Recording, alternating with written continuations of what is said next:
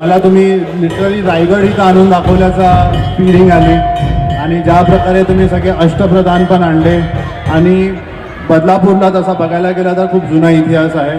महाराजांचे घोडे इथं बदलले जायचे म्हणून ह्या गावाला बदलापूर नाव असं पडलं. आता राहिलं अक्कलकोट बाबतीत, अक्कलकोटचं संस्थान कधीच बाहेर लोकांपूर समोर आलं नाही कारण मागचे 2 जनरेशन मेल एअर नसल्यामुळे ते खूप इतिहास दबून राहिला होता.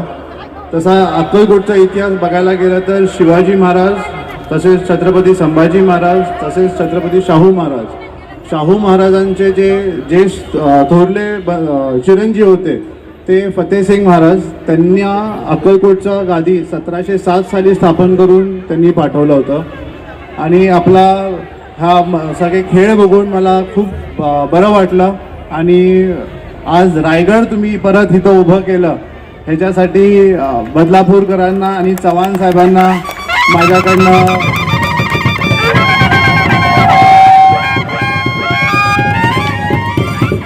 जय भवानी.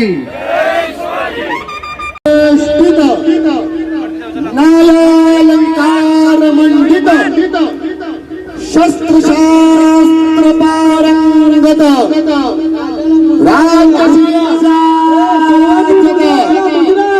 सकळ कुळमंडळी राज्यनीती धुरंधर प्रौढ प्रताप पुरंदर गो ब्राह्मण प्रतिपा